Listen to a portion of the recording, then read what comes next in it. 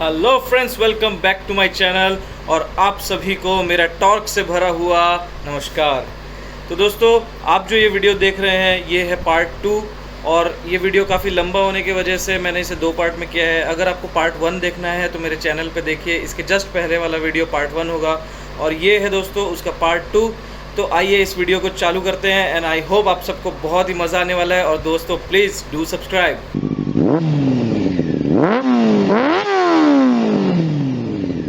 आइए बात करते हैं अब हमारे थर्ड इंजन के बारे में, जो है बॉक्सर इंजन। बॉक्सर इंजन जिसे हम हॉरिजॉन्टली अपोज्ड इंजन भी कहते हैं या अपोज्ड इंजन भी कहते हैं। तो इसमें होता क्या है और ये कहाँ यूज होता है, मैं आपको ये बताता हूँ। तो दोस्तों, जो बॉक्सर इंजन है वो और कुछ नहीं, एक तरीके का वी इंजन ही है, क्योंकि ये क्रैंक शाफ्ट है और इसमें जो पिस्टन का जो डिग्री है वो एग्जैक्ट 180 डिग्री है। तो एक पिस्टन जो है वो जाता है इस डायरेक्शन पे और जो दूसरा पिस्टन है वो जाता है इस डायरेक्शन में।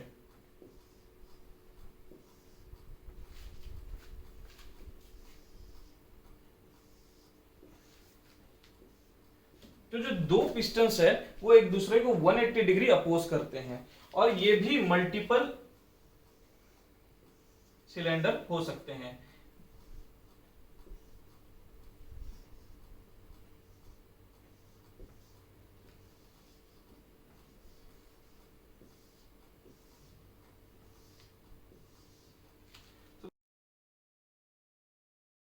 इस तरीके से होते हैं, सॉरी मेरे डायग्राम के लिए, लेकिन कुछ इस तरीके से होते हैं बॉक्सर इंजन जो कि एक दूसरे को 180 डिग्री अपोज करते हैं। तो दोस्तों इसमें क्या अंतर हो गया, अगर ये वी इंजन 60 डिग्री या 90 डिग्री पे है तो 180 डिग्री जब हो जाता है तो उसमें क्या डिफरेंस हो जाता है, तो उस बारे में भी हम बात करते हैं। तो देखिए, जो बॉक्सर इंजन है, जैसे कि मैंने आपको वी इंजन पे बताया कि वो जब फायर हो रहे हैं, जब रेसिप्रोकेट हो रहे हैं तो वो एक दूसरे को अपोज नहीं कर रहे, लेकिन जब ये पिस्टन्स जब आगे जाते हैं तो ये भी दबता है और जब ये इस डायरेक्शन में जाता है तब ये भी निकलता है। तो कहीं ना कहीं ये एक दूसरे के फोर्स को अपोज कर रहे होते हैं। तो दोस्तों, जब ये अगर हम बात करें बॉक्सर में, अगर बॉक्सर अगर 4 सिलेंडर है तो इसमें वाइब्रेशन ज्यादा हो जाएंगे, लेकिन अगर इसमें हम 6 सिलेंडर डाल देते हैं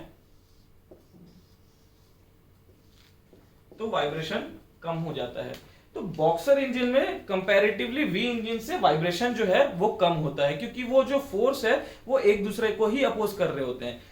तो उस वजह से होता यह है कि इसका जो काउंटर बैलेंसिंग शाफ्ट है, जो कि इसका क्रैंक शाफ्ट है, काउंटर बैलेंस भी बहुत कम करने की जरूरत पड़ती है। सिर्फ इतना ही नहीं, और भी इसके बहुत सारे फायदे हैं। क्यों? क्योंकि अगर बॉक्सर इंजन को आप सामने से देखें कुछ इस तरीके से होगा बॉक्सर इंजन। बॉक्सर इंजन दोस्तों आपने देखा होगा BMW GS 1000RR, उसमें भी बॉक्सर इंजन यूज होता है। और एक बहुत ही फेमस कंपनी है जो आज भी बॉक्सर इंजन यूज करती है, वो है पोर्शे। तो पोर्शे, BMW ये सब क्यों यूज करती है? और दोस्तों मैं आपको ये भी बताना चाहता हूं कि जो F1 कार्स होती है उसमें भी बॉक्सर इंजन यूज होता है।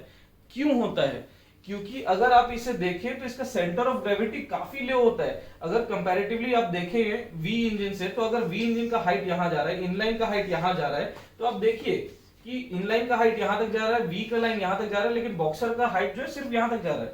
तो जो परफॉर्मेंस कार से जब सेंटर ऑफ ग्रेविटी जब सबसे कम होगी तो ही उसकी परफॉर्मेंस को सबसे ज्यादा बेटर माना जाएगा। तो दोस्तों, परफॉर्मेंस कार्स में, परफॉर्मेंस बाइक्स में अगर ये नीचे हो सेंटर ऑफ ग्रेविटी तो ज्यादा बेटर है। तो बॉक्सर इंजन को इसलिए पोर्शे और F1 आज भी यूज करते हैं, क्योंकि उसका जो सेंटर ऑफ ग्रेविटी है वो काफी कम है और इसमें एक बहुत ही अच्छा साउंड भी मिलता है। अगर इसके लेंथ के बारे में तो वो भी वी इंजन की तरह ही होगा, लेकिन अगर हम बात करें इसके विड्थ के बारे में तो ऑब्वियसली इसका जो विड्थ है वो वी इंजन से भी ज्यादा होगा, क्योंकि अगर इसी फ्रेम पे मैं अगर वी इंजन बनाऊं तो वी इंजन कहीं यहीं पे ही खत्म हो जाएगा, लेकिन बॉक्सर इंजन जो है वो और चौड़ा हो जाता है। तो दोस्तों, और चौड़ा अगर होता है तो उसके कहीं ना कहीं फायदे भी है, नुकसान भी है। फायदे क्या है? चौड़ा होने का फायदा भी ये है कि जो वेट डिस्ट्रीब्यूशन है दोनों चारों व्हील्स पे वो बेटर हो जाता है, लेकिन उसका नुकसान क्या है? अगर वो ज्यादा बड़ा हो जाता है तो वहां पर इंजन ट्रांसमिशन भी डालना होता है, एक्सेल्स भी होते हैं, तो जिस वजह से जो उसका ओवरऑल जो कॉम्प्लेक्सिटी हो जाती है, एक छोटे से पैकेज में बहुत कुछ आ जाता है, इसलिए इसे हर जगह यूज नहीं किया जाता और बहुत सारे कंपनी बॉक्सर यूज नहीं करते हैं। लेकिन बॉक्सर इंजन आज भी लोग पसंद करते हैं और बॉक्सर इंजन की जो परफॉर्मेंस होती है वो भी काफी बेहतरीन होती है। तो आइए बात करते हैं अब हमारे नेक्स्ट टाइप के इंजन के बारे में, जो कि है रेडियल इंजन।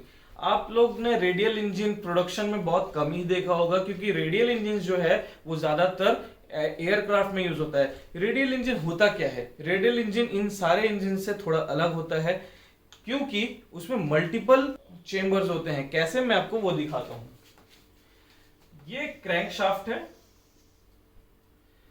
और सपोज कीजिए ये इसका सेंटर है। तो दोस्तों इसमें जो सिलेंडर्स होते हैं, वो एक दूसरे के बहुत ही अलग डायरेक्शन में होते हैं।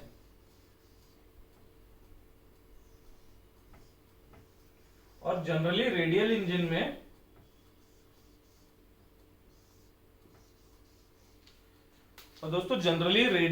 में आप इवन अमाउंट के सिलेंडर्स नहीं पाएंगे। जनरली आप देखेंगे कि 5 सिलेंडर होगा या 7 सिलेंडर या 9 सिलेंडर, ऐसे अनइवन उसमें ही आता है, क्योंकि उससे बैलेंसिंग करना थोड़ा इजी हो जाता है। तो दोस्तों जब ये सारे पिस्टन सीरियल वाइज ऊपर नीचे होते हैं तो वो इस क्रैंक शाफ्ट को घुमाते हैं।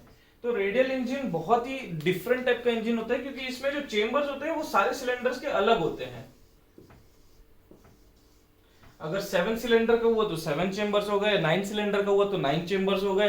तो ये बहुत ही एक्सपेंसिव बनता है इंजन, क्योंकि इसमें सारे कैम शाफ्ट अलग होते हैं। हर बाकी कार्स में तो 2, 8, 4, 8 कैम शाफ्ट होंगे। इसमें सोचिए अगर 9 सिलेंडर का रेडियल इंजन हुआ तो कितने कैम शाफ्ट हो जाएंगे? 18 कैम शाफ्ट हो जाएंगे। तो इस वजह से ये बहुत ही एक्सपेंसिव होता है और इसका जो आरपीएम है वो बहुत हाई जाता है, क्योंकि इसमें ये फोर्स जो है वो सारे डायरेक्शन से लग रहा है। तो जिस वजह से इसको काउंटर बैलेंस करने की भी बहुत कम जरूरत पड़ती है और ये बहुत ही ज्यादा हाई आरपीएम पे चलता है, जिस वजह से इसे एयरक्राफ्ट में भी यूज किया जाता है।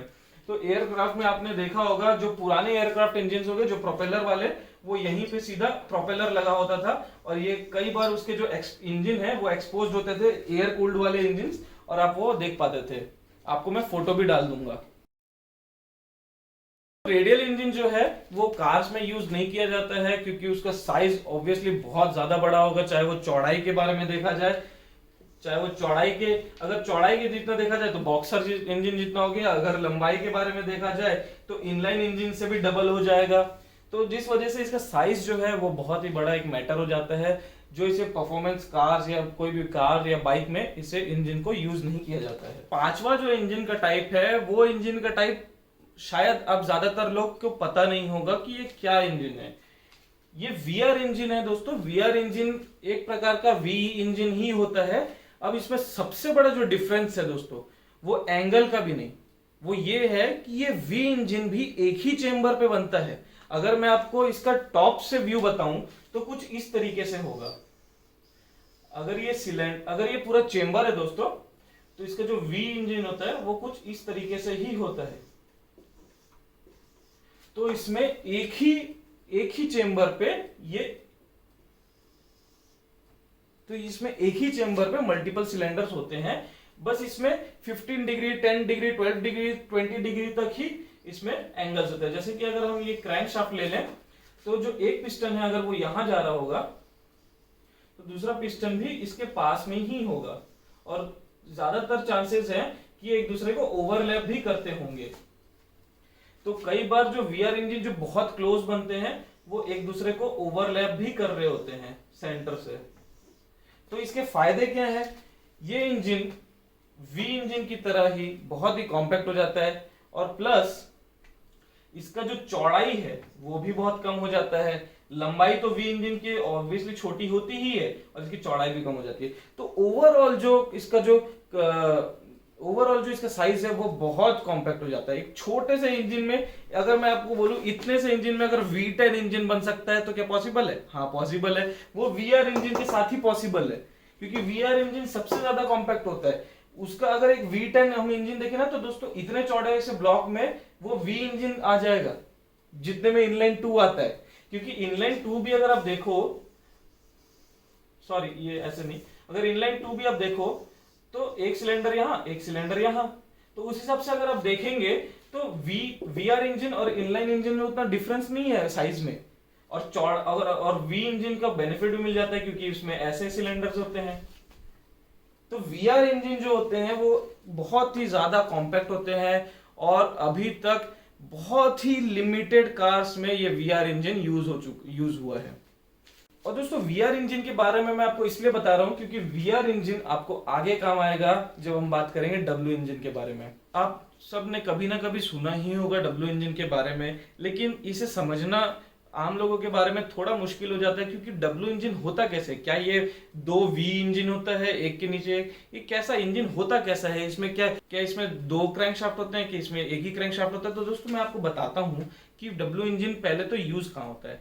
आपने सुना होगा रोल्स रॉयस में यूज होता है, बेंटलीज में यूज होता है, बुगाटी वेरॉन जो कि सबसे एक फास्टेस्ट कार माना जाता है वर्ल्ड की, तो उसमें भी W16 यूज होता है। तो W16 होता क्या है दोस्तों? जो W16 है वो और कुछ नहीं बल्कि 2 वीआर इंजन को साथ में बनाया जाता है। तो जैसे अगर ये एक चेंबर हो गया और ये एक चेंबर हो गया, अगर एक सिंगल क्रैंक शाफ्ट से एक चेंबर में भी अगर 15 डिग्री के एंगल पे अगर 2 सिलेंडर लगे हों तो ये इंडिविजुअल वीआर इंजन हो गया, और यहां पर भी एक वीआर इंजन हो गया। तो ये 2 वीआर इंजन को मिला के एक डब्ल्यू इंजन बनता है। तो दोस्तों जो सबसे ज्यादा, अगर मैं बोलूं कि सबसे ज्यादा कॉम्पैक्ट इंजन अगर कोई होगा तो वो डब्ल्यू इंजन ही होगा। अगर हाई परफॉर्मेंस देखा जाए मल्टीपल सिलेंडर, तभी तो दोस्तों बुगाटी वेरॉन और ये सब जैसे गाड़ियों पे एक बहुत ही छोटे से जगह पे 16 सिलेंडर फिट कर पाना कोई आम बात नहीं है। तो वो इसी टेक्नोलॉजी की वजह से ही पॉसिबल हो पाता है कि इतने कॉम्पैक्ट से जगह पे वो इतने सारे सिलेंडर यूज कर लें। जैसे अगर हम बात कर रहे हैं W16 की, तो सीधी सी बात है यहाँ पर एक VR8 इंजन लगा हुआ है और यहां पर एक VR8 इंजन लगा हुआ है। और अगर हम बात करें जैसे W12 जो कि रोल्स रॉयस में यूज होता है, तो यहाँ पर VR6 और यहाँ पर VR6 इंजन यूज होता है। तो उस वजह से बहुत ही छोटे से जगह पे मल्टीपल सिलेंडर आप यूज कर सकते हैं, जिस वजह से आप गाड़ी की परफॉर्मेंस को और बढ़ा सकते हैं और उसे और ज्यादा फास्ट बना सकते हैं और ज्यादा परफॉर्मेंस दे सकते हैं। तो दोस्तों ये था अलग अलग प्रकार का इंजन। अगर मेरे से कोई इंजन छूट भी गया हो तो आप प्लीज कमेंट सेक्शन में बताइए, मैं उसे भी इंक्लूड करने की कोशिश करूंगा। तो दोस्तों जो बेसिकली जो इंजन थे वो कुछ इस तरीके थे। और एक बहुत ही इंपॉर्टेंट इंजन जो मैंने छोड़ दिया है वो है रोटेटरी इंजन। रोटेटरी इंजन में कोई सिलेंडर या पिस्टन वाला चीज नहीं होता। यहाँ पर जो कंबेशन होता है वो एक लंबे से सिलेंडर के अंदर एक रोटरी की मदद से होता है, जिसमें से यहाँ पर ये इनटेक करता है, यहां पर इस पोजीशन में वो कंप्रेशन करता है और इस जगह पे वो एग्जॉस्ट करता है।